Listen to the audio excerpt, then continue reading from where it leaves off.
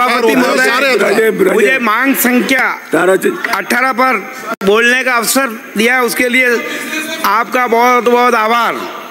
माननीय अध्यक्ष महोदय, पिछली सरकार, कांग्रेस सरकार के समय में 28 जून 2022 को एक उदयपुर शहर के अंदर बहुत बड़ी आतंकी घटना हुई थी, जिसके तार पाकिस्तान से जुड़े हुए थे। सारा देश इससे, जिसके सारे देश की जनता के मन में एक आक्रोश पैदा हुआ और उसकी प्रतिक्रिया वर्ष भर चली, वो उसको कहते हैं कन्हैयालाल हत्याकांड। उसके साथ में दूसरी घटना ठीक 16 अगस्त 2024 को देवराज हत्याकांड के रूप में हुई। लिप्त आरोपी इसी क्षेत्र, जो कि मैंने जो किशन पोल, जिसको खाजी पीर कहते हैं, उसी क्षेत्र के अंदर दोनों अपराधी रहते हैं। कांग्रेस के उस समय में राज्य के अंदर 11 अपराधी कुल थे और उसमें से 2 आतंकी पाकिस्तान से जुड़े हुए उसके तार थे। कमजोर केस बनाने से 2 आतंकियों को उस केस के अंदर जमानत मिल गई। मैं सरकार से मांग करूंगा, और एटीएस ने भी, शायद मुझे जहां तक जानकारी है कि सरकार ने सुप्रीम कोर्ट के अंदर रिपिटिशन याचिका लगाकर जमानत रद्द करने की मांग की है। मैं आपसे निवेदन करूंगा कि वहां किशन पोल चौकी, जो वर्षों से अस्थायी है, उस चौकी को पहली बात तो थाना बने, नहीं थाना बनना पाए सरकार, तो अगले वर्ष बने और अगले वर्ष बने, पर उस चौकी को स्थायी चौकी बनाई जाए। इसके साथ साथ मैंने दूसरी मांग रखी आयड क्षेत्र। जो आयड क्षेत्र बड़ी संवेदनशील क्षेत्र कहा जाता है, उसके अंदर, उसी क्षेत्र के अंदर पिछली उस समय दोनों घटनाएं, देवराज हत्याकांड और कन्हैयालाल हत्याकांड के अंदर, उसी क्षेत्र के अंदर बड़ा मतलब उत्पात मचाया। सारे अपराधियों की वो मूल जगह है। तो उस आयर चौकी के बारे में जो मेरी मांग है कि उस आयर चौकी को थाने में क्रमोन्नत कर दिया जाए।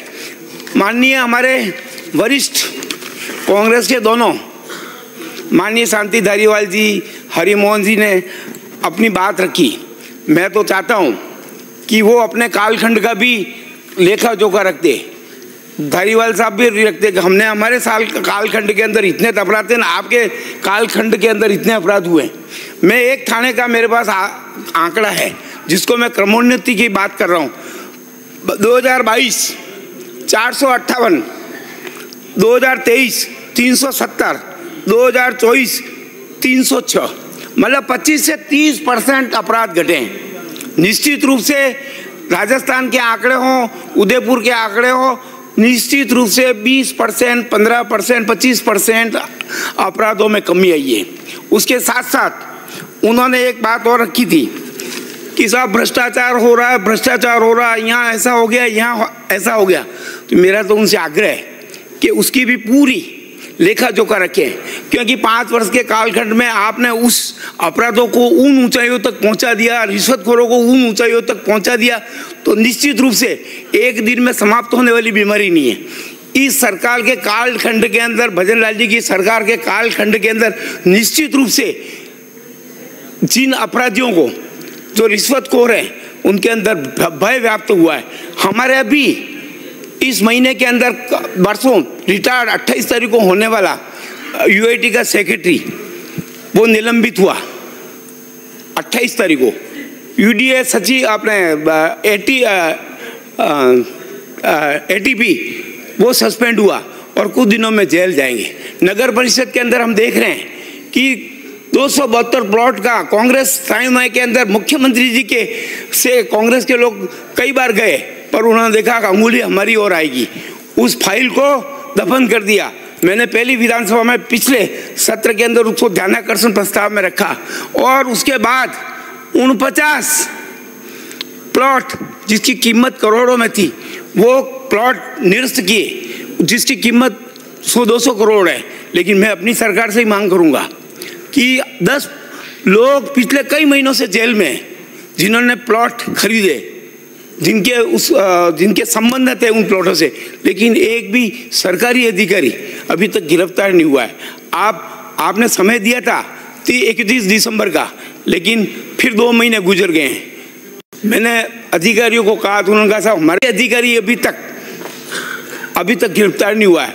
तो निश्चित रूप से मेरा सरकार से आग्रह है कि जो आयर चौकी है उसको थाने में क्रमोन्नत किया जाए। उसके साथ साथ मुखर्जी चौक जो पुराने शहर का भाग है, उस मुखर्जी चौक के चारों तरफ जिसको कहते हैं कि चूड़ीकरों की मस्जिद, कूंजड़वाड़ा, इधर सब्जी मंडी, 15 साल पहले पुलिस चौकी वहाँ मैं उस समय पार्टी का जिला अध्यक्ष था, उस समय बनाई और जैसे ही कांग्रेस का राज आ गया डब्बे डब्बी सब गायब। फिर अभी इस सरकार के आते ही फिर पुलिस चौकी बनाई। वो उस क्षेत्र के अंदर एक लड़की या बच्ची उस क्षेत्र के अंदर गुजर नहीं सकती। सारे टेम्पो वाले समाज विशेष के लाकर खड़ी कर देते हैं और हालत ये होती है कि आज वहाँ दुकानें खाली होने लगी है, घर खाली हो रहे हैं, कोई लेने वाला नहीं है। तो उस चौकी को अस्थायी को मेरी मांग है कि इस बजट के अंदर इन तीनों चीज़ों को आप दोनों थाने, एक तो जामरकोटला क्षेत्र एक ऐसा है कि जो जामरकोटला जहाँ हमारी जामरकोटला माइंस है जिसका रेवेन्यू सरकार का मतलब मेरा अंदाजा 1500 करोड़ होगा। खरबड़िया माइंस वो भी उसी क्षेत्र में आती है, इंडस्ट्रियल एरिया वहीं आता है, शिक्षण संस्था वहीं आती है। वो चौकी है पिछले 20 साल पहले जब गृह मंत्री गुलाब चंद जी कटारिया थे उस समय बनी है। उस चौकी को भी थाने के अंदर क्रमोन्नत किया जाए, क्योंकि कांग्रेस आज मैं ये विश्वासपूर्वक कह सकता हूँ कि एक थाना और एक चौकी उदयपुर शहर या उसके आसपास बनाया नहीं है। तो पिछले कई वर्षों की इन मांगों के बारे में मेरा सरकार से आग्रह है कि इनको घोषित किया जाए। अपराध के अंदर मेरे पास ये आंकड़ा है, मैं एक थाने की जिसकी मांग करने आया हूँ उसके अंदर कांग्रेस के टाइम में 2022 में 458, 23 के अंदर 370 और आज 306, यानी कि 33% अपराध कम हुए एक ही थाने का है। तो ये सारे राजस्थान का आंकड़ा है और मेरा पुनः निवेदन है कि इन सब अपराधों के अंदर कमी लाने का उपाय यही हो कि इन थानों की घोषणा की जाए। उसके साथ साथ मेरी सरकार से मांग है कि पुलिस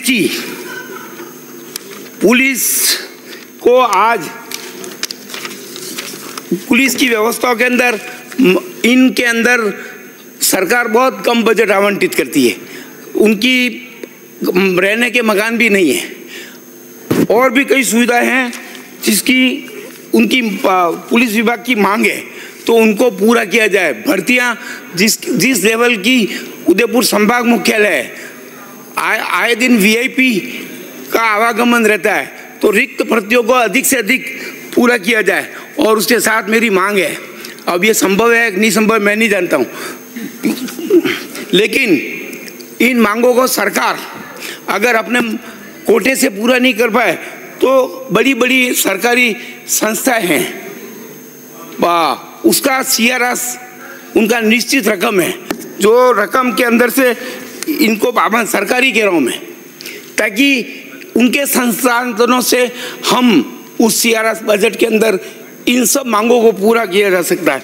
उसके साथ साथ एक जेल की उदयपुर शहर के अंदर कारागृह जो बिल्कुल शहर के मध्य में बस स्टैंड से लगा हुआ है, बहुत बड़ी जगह है उसकी। 2011 के अंदर माननीय गुलाब चंद जी कटारिया ने इस विषय को उठाया था, प्रयास चालू किए थे और उसके बाद सहमति बन पाए, देवबारी क्षेत्र भी ढूंढा था, बस 1 मिनट के लिए उस क्षेत्र को ढूंढ के चिन्हित किया था, लेकिन उसके बाद उसकी परिणति नहीं हो पाई। मैं सरकार से मांग करूंगा कि आगामी समय में शहर के बहुत निकट जहां अभी कोर्ट की जमीन आवंटित हो गई है, इस बजट के अंदर हो सकता है उसके लिए राशि आवंटित करेंगे।